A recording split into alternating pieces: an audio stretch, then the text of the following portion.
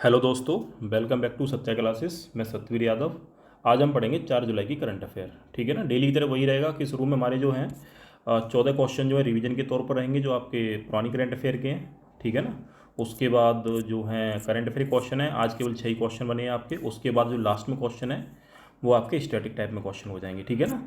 तो अगर जो नए लोग हैं वो चैनल को सब्सक्राइब कर देना। ठीक है ना। और अगर वीडियो पसंद आए तो उसको लाइक कर देना। और वीडियो में आपके इंपॉर्टेंट फैक्ट ही हैं आपके जितने भी हैं। ठीक है ना। तो शुरुआत करते हैं पहले क्वेश्चन से। तो पहला क्वेश्चन है कि किस शहर में जनगणना भवन का निर्माण किया गया था। तो पहले मैं पढ़ के सुनाऊंगा सारे क्वेश्चन, उसके आपको आंसर देने हैं और लास्ट में आपको चेक करना है कि आपको कितना तैयार है। ये पिछली करंट है, 1 महीने पुरानी करंट है। ठीक है ना। अगर इसमें आपके जो 14 क्वेश्चन है, इसमें अगर आपके 7 क्वेश्चन हो जाएंगे तो अनुमान लगा लेना कि आपका जो लब एवरेज सही है।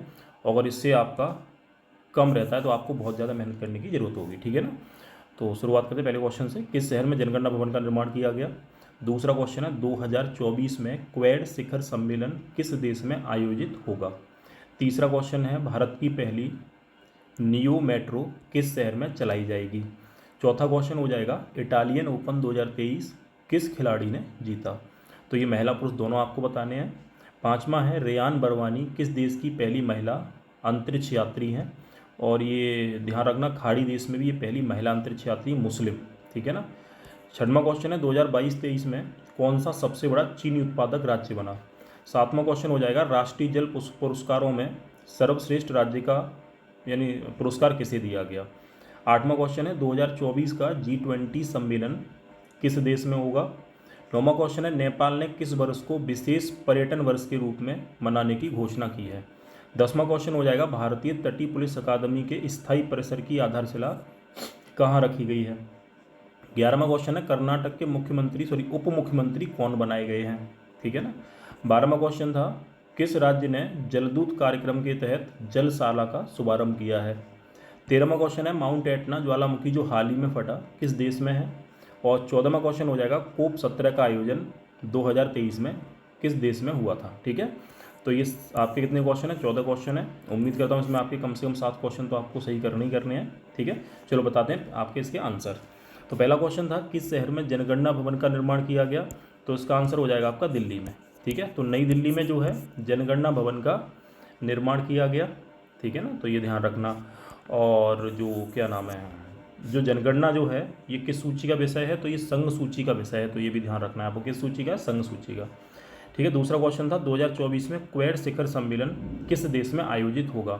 तो 2024 का होगा भारत में। ठीक है। भारत में क्वेड, QUAD।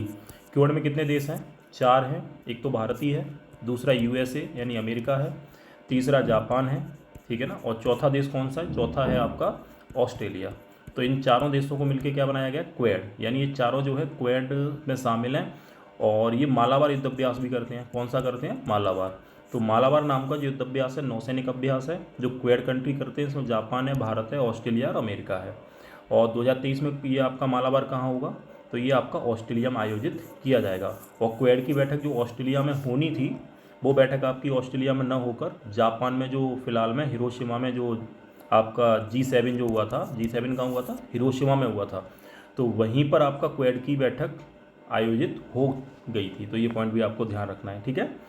अगला क्वेश्चन देखते हैं। तीसरा क्वेश्चन था कि भारत की पहली नियो मेट्रो किस शहर में चलाई जाएगी। तो इसका आंसर हो जाएगा आपका देहरादून में। क्या हो जाएगा, देहरादून। तो देहरादून में जो है भारत की पहली नियो मेट्रो चलाई जाएगी। एक दो फैक्ट भी ध्यान रखना। जैसे पूछा जाए कि भारत की पहली क्या नाम है मेट्रो कहाँ चलाई गई थी, कोलकाता में चलाई गई थी। भारत की पहली लाइट मेट्रो कहाँ चलाई गई थी, वो बेंगलोर में। ठीक है ना, बेंगलुरु में। तो बेंगलुरु में चलाई गई थी आपकी लाइट मेट्रो।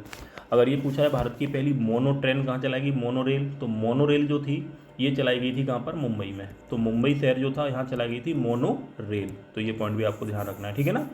अगला क्वेश्चन था इटालियन ओपन 2023 किस खिलाड़ी ने जीता। तो ये आपका जीता था डेनियल मेदवेदेव ने। ध्यान रखना, डेनियल मेदवेदेव, मेदवेदेव। तो ये तो थे पुरुष खिलाड़ी। महिला में किसने जीता था, तो महिला ने भी जीता था एलेना रिवाकीना, एलिना रिवाकीना। तो रिवाकीना जो थी इन्होंने जीता था। तो ये ध्यान रखना। अगला क्वेश्चन था कि रेयान बरवानी किस देश की पहली महिला अंतरिक्ष यात्री हैं। तो किसकी हैं, सऊदी अरब की। तो इसका आंसर हो जाएगा सऊदी अरब। तो ये सऊदी अरब की हो जाएंगी। ठीक है ना। अगला क्वेश्चन है 2022-23 में कौन सा सबसे बड़ा चीनी उत्पादक राज्य बना? तो इसमें कौन सा बना? तो ये बना यूपी, ठीक है ना। और दूसरे नंबर पे कौन सा है? महाराष्ट्र है। तो दूसरे नंबर पे आपका महाराष्ट्र है, पहले नंबर पे आपका उत्तर प्रदेश है चीनी के उत्पादन में।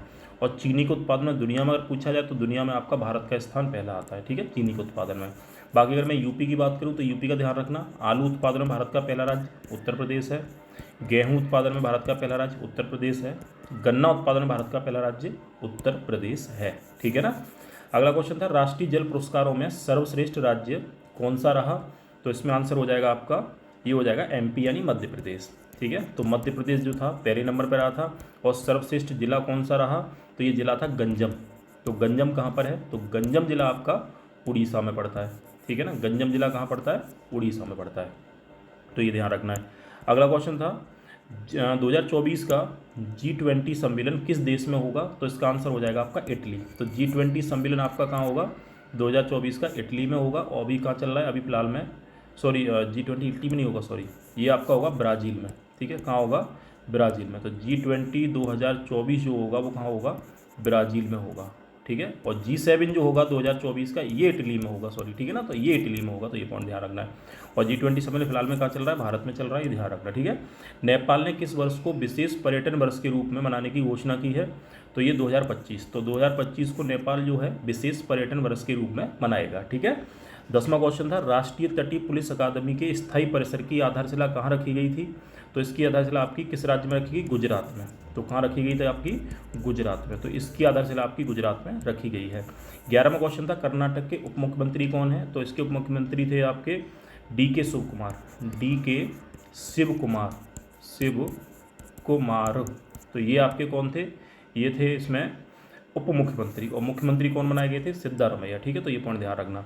अगला क्वेश्चन था किस राज्य ने जलदूत कार्यक्रम के तहत जलसाला का शुभारंभ किया है? तो इसका आंसर हो जाएगा आपका असम। तो असम ने इसकी शुरुआत की है, ठीक है ना। अगला क्वेश्चन था कि माउंट एटना ज्वालामुखी जो हाल ही में फटा किस देश में है? तो ये इटली में है। माउंट एटना कहाँ पर है? इटली में। किस द्वीप पर है? सिसिली द्वीप पर। ध्यान रखना किस पर है? सिसिली द्वीप पर। और इस सिसिली द्वीप पर किसका उत्पादन होता है? सल्फर का, ठीक है, ये भी ध्यान रखना है। और एक फिलहाल में एक ज्वालामुखी और फटा था, मेरापी। क्या फटा था? मेरापी। तो मेरापी नाम का ज्वालामुखी कहाँ फटा था? तो ये इंडोनेशिया का ज्वालामुखी है। और एक था आपका किलायू। तो किलायू नाम का ज्वालामुखी था, ये कहाँ पर? ये अमेरिका में पड़ता है, ठीक है ना। तो ये अमेरिका में पड़ता है, जो अमेरिका में फटा था। तो ये पॉइंट आपको ध्यान रखने हैं। अगला क्वेश्चन है कि COP 17 का आयोजन किस देश में किया गया? तो इसका आयोजन आपका सऊदी अरब में किया गया, सऊदी अरब, ठीक है ना। और इसका संबंध किससे? मरुस्थल से है, नहीं, मरुस्थलीकरण जो है उससे संबंध है। COP आपका 17। एक आपका COP 28 भी होगा। तो COP 28 कहाँ होगा? आपका UAE में होगा, 2023 में ही होगा, ठीक है। तो ये थे हमारे 14 क्वेश्चन जो आपके लिए रिवीजन के तौर पर क्वेश्चन थे। उम्मीद करता हूँ कि इसमें आपके कम से कम जो है 7 क्वेश्चन तो सही होंगे। अगर 7 से कम जाते हैं तो आपको मेहनत करने की बहुत ज़्यादा ज़रूरत है करंट अफेयर में, ठीक है ना। चलो पढ़ते हैं अगले क्वेश्चन की ओर। अगला क्वेश्चन आपका जो रहेगा वो आपका करंट अफेयर के आ जाएंगे, ठीक है ना। तो पहला क्वेश्चन है 37वें राष्ट्रीय खेल 2023 का शुभंकर क्या है? तो आपके 37वें जो राष्ट्रीय खेल होंगे उसका शुभंकर है मोगा। क्या हो जाएगा? मोगा।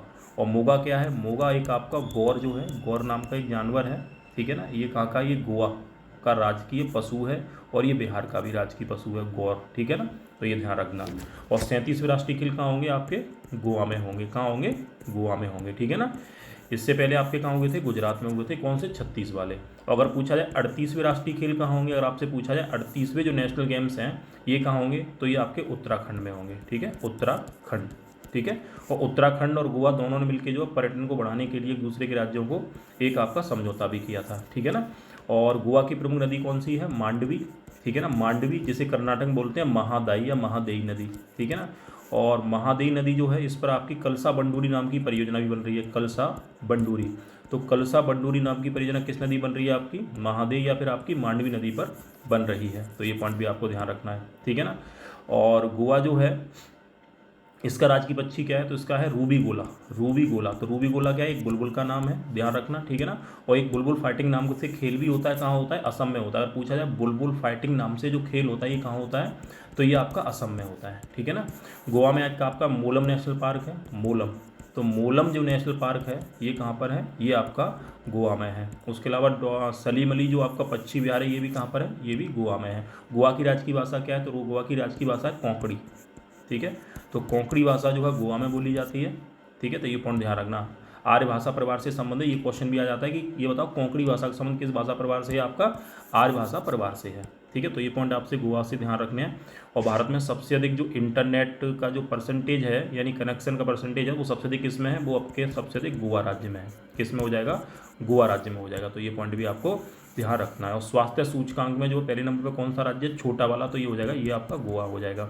और भारत में सबसे अधिक जो है नगरीय आबादी का परसेंटेज पूछा जाए, ये भी कहाँ पर है आपका, ये भी गोवा में ही हो जाएगा, ठीक है ना, ध्यान रखना। चलो अगला क्वेश्चन देखते हैं। नेक्स्ट क्वेश्चन है, किस राज्य ने रानी दुर्गावती गौरव यात्रा शुरू की है? पहला उत्तर प्रदेश, दूसरा मध्य प्रदेश, तीसरा बिहार, चौथा राजस्थान। तो इसका सही आंसर हो जाएगा आपका मध्य प्रदेश। तो मध्य प्रदेश ने ये आपकी यात्रा शुरू की है रानी दुर्गावती नाम से, ठीक है। जो चंदेल वंश की राजधानी थी, किस वंश की थी, चंदेल वंश, ठीक है ना। और चंदेल वंश जो था इसकी राजधानी क्या थी, खजुराहो, ध्यान रखना, खजुराहो। तो खजुराहो के जो मंदिर बनवाए किस वंश के राजा ने बनवाए थे, आपके चंदेल वंश के। और चंदेल वंश का एक राजा था, इसका नाम था विद्याधर, विद्याधर। तो विद्याधर नाम का जो राजा था, ये बताया जाता है कि ये महमूद गजनवी से पराजित नहीं हुआ था। महमूद गजनवी ने इससे संधि करनी पड़ी थी। क्वेश्चन आता है कि कौन सा भारतीय राजा था वो महमूद गजनवी से पराजित नहीं हुआ था, तो कौन सा था, विद्याधर किस वंश का था, चंदेल वंश का, ठीक है ना, चंदेल वंश का। और चंदेल वंश का जो संस्थापक था वो कौन था, तो उसका संस्थापक, सॉरी ध्यान नहीं आ रहा, छोड़ो भी, ठीक है। तो ये पॉइंट आपको ध्यान रखना है, ठीक है। बाकी मध्य प्रदेश में जो अगर नेशनल पार्क पूछा जाए तो मध्य प्रदेश में एक आपका कान्हा है, ठीक है, कान्हा हो जाएगा। उसके अलावा एक कूनो नेशनल पार्क है मध्य प्रदेश में, कौन सा हो जाएगा, कूनो भी हो जाएगा। मध्य प्रदेश में एक फॉसिल यानी जीवाश्म नेशनल पार्क है। मध्य प्रदेश में एक आपका डायनासोर हो जाएगा, ठीक है, डायनासोर हो जाएगा। मध्य प्रदेश में सतपुड़ा, कौन सा हो जाएगा, सतपुड़ा नेशनल पार्क कहाँ पर है आपका, मध्य प्रदेश में। मध्य प्रदेश में पंचमढ़ी है, ठीक है, पंचमढ़ी है। मध्य प्रदेश में आपका पन्ना है, ठीक है। तो पन्ना नेशनल पार्क भी कहाँ पर है आपका, मध्य प्रदेश में। पंचमढ़ी है, आपका फॉसिल है। और मध्य प्रदेश में आपका प्रियदर्शनी है, प्रियदर्शनी जिसे बोलते हैं पेंच। तो पेंच जो है ये नेशनल पार्क कहाँ पड़ता है आपका, मध्य प्रदेश में। पेंच जो टाइगर रिजर्व है वो आपका कहाँ पर है, वो गुजरात में है। तो ये पॉइंट भी आपको ध्यान रखना है। बाकी मध्य प्रदेश में अमरकंटक भी है, ठीक है, अमरकंटक। तो अमरकंटक जो है ये किस पहाड़ियों में पड़ती है, तो ये मैकाल पहाड़ियों में, ठीक है। और मैकाल पहाड़ियाँ किसका हिस्सा है, तो ये पड़ती हैं आपकी सतपुड़ा का, ठीक है। तो सतपुड़ा का हिस्सा है मैकाल पहाड़ियों। मैकाल पहाड़ियों की सबसे ऊंची चोटी कौन सी, अमरकंटक। और अमरकंटक से 3 नदियाँ निकलती हैं, एक है नर्मदा जो चली जाती है पश्चिम की ओर, एक है सोन नदी जो चली जाती है उत्तर की ओर, एक है महानदी जो चली जाती है पूरब की ओर। तो महानदी पूरब की ओर बहती है, नर्मदा पश्चिम की ओर बहती है, और सोन नदी आपकी जो है उत्तर की ओर बहती है। कहाँ से निकलती है आपकी, अमरकंटक से ही निकलती है। तो ये पॉइंट आपको मध्य प्रदेश से ध्यान रखने हैं, ठीक है ना। और मध्य प्रदेश से यूपी कितने जिले लगे हुए हैं, 11 जिले लगे हुए हैं, ठीक है। मध्य प्रदेश प्रदेश का एक, सॉरी वो क्या नाम है, मध्य प्रदेश उत्तर प्रदेश के बीच में केन बेतवा। तो अगर पूछा जाए कि केन बेतवा नहर लिंक परियोजना किन दो राज्यों के बीच में है, तो ये किसके बीच में, मध्य प्रदेश और उत्तर प्रदेश के बीच में है। और मध्य प्रदेश का जो उज्जैन शहर है, तो उज्जैन शहर में लगता है कुंभ का मेला, ठीक है, कुंभ का मेला। किस नदी किनारे है, क्षिप्रा नदी, क्षिप्रा नदी किनारे, ठीक है। और क्षिप्रा नदी किसकी सहायक है, तो ये हो जाएगी आपकी चंबल की सहायक नदी हो जाएगी, कौन सी, क्षिप्रा नदी, ठीक है। तो इतने पॉइंट आपको मध्य प्रदेश से ध्यान रखने हैं। बढ़ते अगले क्वेश्चन की ओर। नेक्स्ट क्वेश्चन है, 45वें यूरोपीय निबंध पुरस्कार से किसे सम्मानित किया गया? तो रूपा राय, अरुंधति राय, अमित सिंह या शशि थरूर। तो इसका सही आंसर हो जाएगा आपका अरुंधति राय। तो अरुंधति राय को जिनकी पुस्तक है आज़ादी, कौन सी है, आज़ादी, तो आज़ादी पुस्तक के लिए इनको सम्मानित किया गया था यूरोपीय निबंध पुरस्कार से, ठीक है। चलो अगला क्वेश्चन देखते हैं। नेक्स्ट क्वेश्चन है, किस राज्य ने राज्यों की जेलों को सुधार गृह के रूप में घोषित किया है? उत्तर प्रदेश, हरियाणा, बिहार या गुजरात। तो इसका सही आंसर हो जाएगा आपका उत्तर प्रदेश सरकार ने ऐसा किया है, ठीक है। तो इतना पॉइंट ध्यान रखना है। बाकी उत्तर प्रदेश जो है इसमें क्या नाम है, 4 शहरों में कौन सा हो रहा है, G20 सम्मेलन। तो G20 सम्मेलन जो था ये कितने शहरों में हो रहा है आपका, 4 शहरों में हो रहा है। कौन कौन से शहर हैं, तो एक तो आपका नोएडा है, ठीक है, दूसरा आगरा है, ठीक है, तीसरा हो जाएगा आपका लखनऊ है, ठीक है, लखनऊ में भी G20 हो रहा है। उसके अलावा एक हो जाएगा वाराणसी।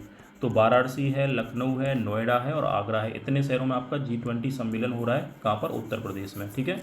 उसके अलावा उत्तर प्रदेश में आपके खेलो इंडिया यूनिवर्सिटी गेम्स भी हुए थे, वो भी 4 शहरों में हुए थे। जिसमें कौन कौन से थे, जिसमें आपका नोएडा था, ठीक है, नोएडा था, इसमें लखनऊ भी था, ठीक है ना, लखनऊ भी था, इसमें गोरखपुर भी शामिल था, तो गोरखपुर में भी हुए थे। उसके अलावा ये बनारस यानी वाराणसी में भी हुए थे। तो इसमें हुए थे आपके खेलो इंडिया यूनिवर्सिटी गेम्स हुए थे। और खेलो इंडिया यूनिवर्सिटी गेम्स का जो शुभारंभ हुआ था ये आपका लखनऊ से हुआ था, बाबू बनारसी दास यूनिवर्सिटी से हुआ था। और इसमें पहले नंबर पर कौन सी यूनिवर्सिटी रही थी, तो ये रही थी आपकी पंजाब यूनिवर्सिटी रही थी। तो ये पॉइंट आपको उत्तर प्रदेश से ध्यान रखने हैं, ठीक है। अगला क्वेश्चन है, गूगल ने भारत के किस राज्य में अपना वैश्विक फिटनेस परिचालन केंद्र खोलने की घोषणा की है। तो पहला है गुजरात, दूसरा है आपका क्या नाम है महाराष्ट्र, तीसरा है कर्नाटक, या चौथा है केरल। तो इसकी जो घोषणा की गई है वो की गई है आपकी गुजरात राज्य में। किस में की गई है आपकी, गुजरात राज्य में। तो गुजरात राज्य में जो है वैश्विक फिटनेस परिचालन केंद्र खोला जाएगा टॉय सिटी में, ठीक है। तो ये पॉइंट आपको ध्यान रखना है। और गुजरात में एक आपका हजीरा बंदरगाह भी है, ठीक है, हजीरा। तो हजीरा जो पोर्ट है ये कहाँ पर है आपका, गुजरात में है। और गुजरात में एक कांडला भी है, ठीक है, कांडला, जिसका नाम क्या है, पंडित दीनदयाल उपाध्याय पोर्ट, ठीक है। तो ये पॉइंट भी ध्यान रखना है। और गुजरात में आपका अगर ये पूछा जाए कि एक स्थान पड़ता है आपका कलौल, तो कलौल जो है यहाँ आपका नैनो यूरिया संयंत्र और नैनो डाई जो है तो उसका संयंत्र लगाया गया है। कहाँ पर आपका, पहला भारत में कलौल में लगाया गया था, गुजरात में, ठीक है। तो ये ध्यान रखना। और गुजरात का एक बंदरगाह था जो भी मैंने बोला हजीरा, तो हजीरा बंदरगाह से क्या हुआ था, तो हजीरा बंदरगाह से आपकी सागर परिक्रमा शुरू की गई थी। अगर पूछा जाए कि सागर परिक्रमा की शुरुआत कहाँ से की गई थी, तो गुजरात का एक बंदरगाह था, इसका नाम क्या था, हजीरा। और गुजरात में एक मुंद्रा बंदरगाह भी है, कौन सा है, मुंद्रा बंदरगाह। तो ये भी कहाँ पड़ता है आपका, गुजरात में ही पड़ता है। तो ये पॉइंट आपको गुजरात से ध्यान रखने हैं, ठीक है ना।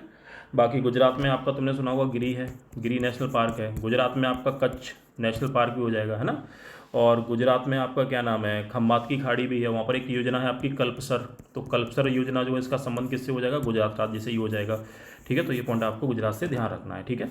और गुजरात में एक बन्नी घास के मैदान भी पाए जाते हैं। अगर पूछा जाए कि भारत में बन्नी घास कहाँ पाई जाती है, तो ये आपकी गुजरात में पाई जाती है। और बन्नी जो एक भैंस की प्रजाति भी है, तो कहाँ पर है, आपकी गुजरात में है, ठीक है। तो ये पॉइंट भी आपको गुजरात से ध्यान रखने हैं। और गुजरात और पाकिस्तान के बीच में कच्छ में जो है सरक्रीक नाम की एक विवादित रेखा भी है। तो ये पूछा जाए कि सरक्रीक जो है किसके बीच में है, गुजरात और किसके बीच में, पाकिस्तान के बीच में है। कहाँ पर है, कच्छ के रन में है, ठीक है। तो ये पॉइंट आपको ध्यान रखने हैं, ध्यान रखना, ठीक है। अगला क्वेश्चन देखते हैं, भारत ने किस देश को मिसाइल कार्वेट INS कृपाण उपहार में दिया है। कृपाण जो उपहार में दिया है, मालदीव को, गयाना को, वियतनाम को, या म्यांमार को। तो इसका सही आंसर हो जाएगा आपका, किसको दिया है, वियतनाम को। तो ये किसको दिया है, वियतनाम को। तो ये ध्यान रखना, ये दिया गया है वियतनाम को, ठीक है। और अभी फ़िलहाल में क्या नाम है, एक मालदीव को भी दिया गया था, ठीक है ना, मालदीव को दिया था, इसका नाम क्या था, तो उसका नाम था INS तार मुगली। तो INS तार मुगली, तो ये किसे दिया गया था, ये मालदीव को दिया गया था। और एक जहाज़ था जो आपका गयाना को दिया गया था, मालीसा, MV मालीसा, MV मालीसा। तो ये किसे दिया गया था, गयाना को दिया गया था भारत के द्वारा, ठीक है। तो ध्यान रखना। और उसके अलावा म्यांमार जो है, म्यांमार के साथ भारत का एक प्रोजेक्ट चलता है, इसका नाम है कलादान, ठीक है। तो कलादान प्रोजेक्ट के तहत किन दो बंदरगाह को जोड़ा गया है, एक है सितवे जो आपका कहाँ पड़ता है, म्यांमार में पड़ता है। एक बंदरगाह है आपका भारत का कोलकाता। तो कोलकाता जो है इससे सितवे को जोड़ा गया है, किस प्रोजेक्ट के द्वारा, कलादान प्रोजेक्ट के द्वारा, ठीक है। तो ये ध्यान रखना है। म्यांमार में एक आपका पठार पड़ता है, सान का पठार। कौन सा पठार है, सान का पठार कहाँ पर है आपका, म्यांमार में है। और म्यांमार में एक चोटी है, इसका नाम है माउंट विक्टोरिया, जो किस में पड़ती है, यामा अराकन। तो यामा अराकन जो है, अराकन ये चोटी आपकी भारत और म्यांमार के बीच में सीमा भी बना देती है, ठीक है। तो ये हो गया आपका छठवां क्वेश्चन। केवल 6 ही क्वेश्चन थे करंट अफेयर के इसमें। और आइए अब देखते हैं स्टैटिक के क्वेश्चन, जो मैं आपसे क्वेश्चन पूछूंगा इसके आपको आंसर देने हैं। अगर इसमें आपको एक तरीके से अगर 10 क्वेश्चन आ रहे हैं तो अनुमान लगाना कि हाँ आपकी GS अच्छी है, बढ़िया है। लेकिन 10 से कम रह रहे हैं तो आपको बहुत ज़्यादा मेहनत करने की ज़रूरत है, ठीक है। तो पहला क्वेश्चन था, कलादान प्रोजेक्ट भारत ने किस देश में चला रखा है। दूसरा क्वेश्चन था, ताशकंद समझौता भारत और पाकिस्तान के बीच कब हुआ था। तीसरा क्वेश्चन था, भारत ने किस तट को मालाबार, ये भारत के किस तट को मालाबार तट कहा जाता है। चौथा क्वेश्चन था, अबुलहास जलधारा किस महासागर में चलती है। पांचवा क्वेश्चन है, विश्व की कौन सी नदी मकर रेखा को 2 बार काटती है। छठवां क्वेश्चन था, रक्त शर्करा किसे कहा जाता है, यानी ब्लड में जो कौन सी आपकी शर्करा पाई जाती है। सबसे बड़ी जल संधि कौन सी था, ठीक है, कौन सी है, ये आपका नेक्स्ट क्वेश्चन है। सहारा मरुस्थल के निर्माण में किस जलधारा, या जलधारा रह गया तो जलधारा का योगदान है। 9वां क्वेश्चन है, मसई मारा नेशनल पार्क किस देश में है। 10वां क्वेश्चन है, अस्वान बांध और नासिर झील किस देश में है। 11वां क्वेश्चन है बाल्टिक देश कौन कौन से हैं। 12वां क्वेश्चन हो जाएगा सरगासो समुद्र किस महासागर में है। 13वां क्वेश्चन हो जाएगा लेब्राडोर की जलधारा किस महासागर में चलती है। 14वां क्वेश्चन हो जाएगा गठिया रोग शरीर में किस अम्ल के जमाव के कारण होता है। और 5वां क्वेश्चन हो जाएगा क्यूलेक्स मच्छर के काटने से कौन सा रोग होता है। तो ये आपके कितने क्वेश्चन थे, 15 क्वेश्चन थे। आपको 8 क्वेश्चन के आंसर देने हैं। अगर 8 आपके सही हैं इसमें तो आप मान लेना कि आपकी जीएस लगभग एवरेज सही है, ज़्यादा अच्छी नहीं है, एवरेज है। अगर आपको 12 क्वेश्चन के आंसर आ रहे हैं तो एकदम बेहतरीन है। ठीक है, चलो अब इसके मैं आंसर बताता हूँ। पहला क्वेश्चन था कलादान प्रोजेक्ट भारत के किस राज्य में, मतलब भारत ने किस देश में चला रखा है। तो ये चला रखा है आपका किसमें, अभी मैंने बोला था म्यांमार में। तो म्यांमार के साथ कलादान प्रोजेक्ट है। और म्यांमार का जो सितवे बंदरगाह है, ये बंदरगाह भारत में कोलकाता बंदरगाह से जोड़ा गया है। ठीक है, तो ये पॉइंट ध्यान रखना है। अगला क्वेश्चन था ताशकंद समझौता भारत और पाकिस्तान के बीच में कब हुआ था। तो ये 1966 में हुआ था ताशकंद। तो ताशकंद समझौता जो था इसमें भारत के जो प्रधानमंत्री थे इनका नाम क्या था, लाल बहादुर शास्त्री। तो ताशकंद समझौता करने के बाद इनकी मृत्यु हुई थी कहाँ पर, ताशकंद में ही। ठीक है, तो भारत और पाकिस्तान के बीच में हुआ था।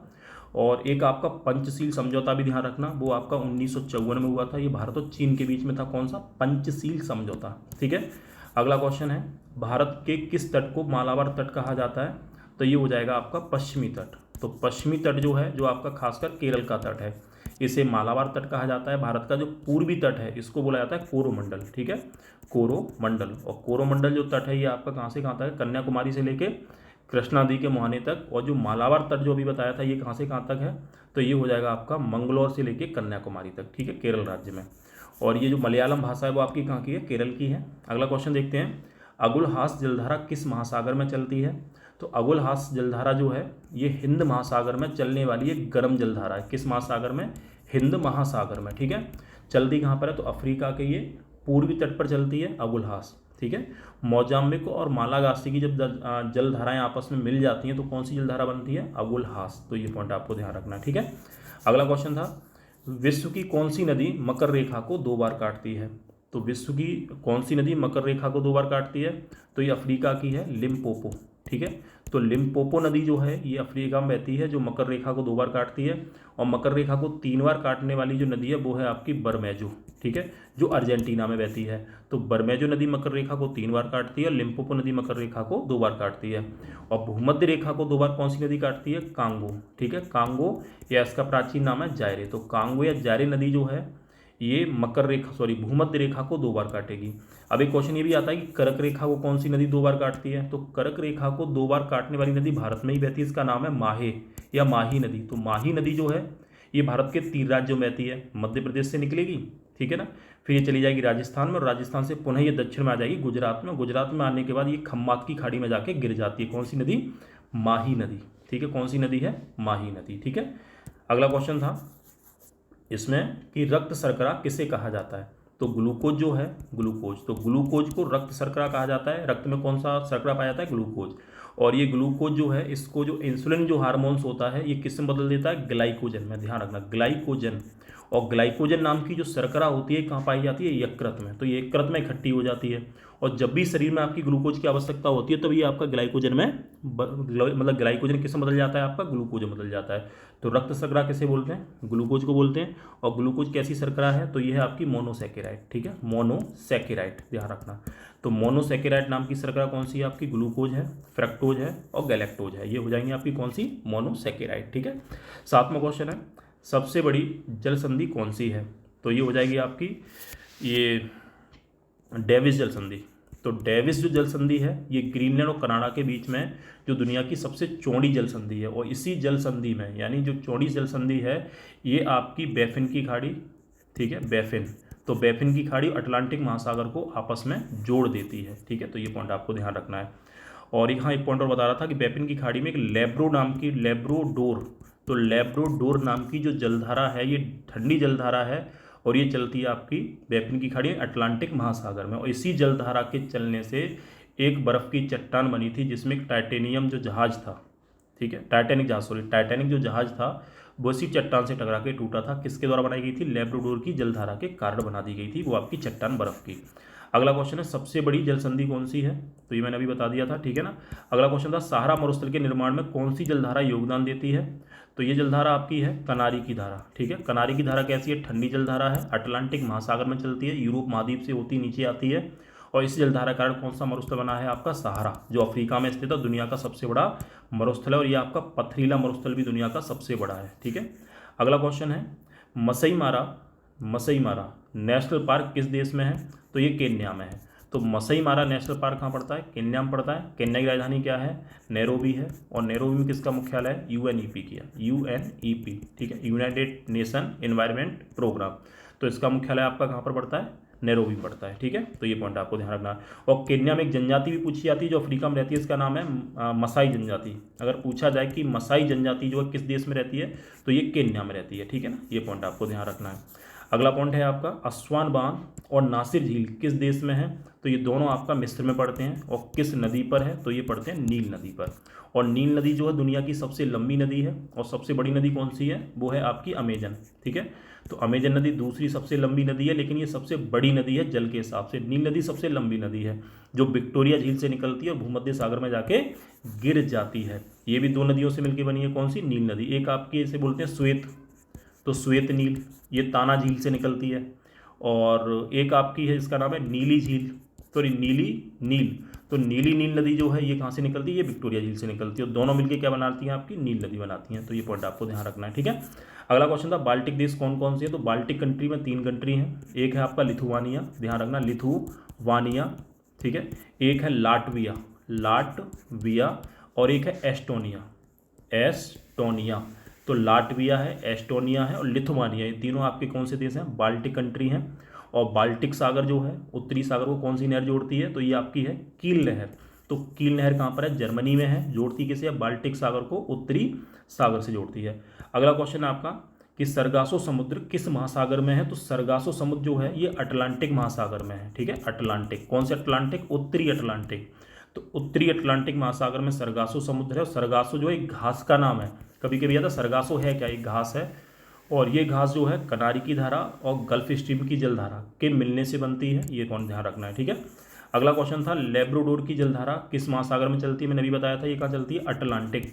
तो अटलांटिक महासागर में चलती है आपकी कौन सी, लेब्राडोर की जलधारा, ठंडी जलधारा है, ये पॉइंट ध्यान रखना है। ठीक है, और लेब्राडोर की जलधारा किससे जाके टकरा जाती है, गल्फ स्ट्रीम जलधारा से जाके टकरा जाती है। ठीक है, और गल्फ स्ट्रीम जलधारा भी आपकी अटलांटिक महासागर में चलती है, जिसे बोलते हैं यूरोप का कंबल। ठीक है, यूरोप का कंबल, क्योंकि गर्म जलधारा है जो यूरोप की तरफ चली जाती है।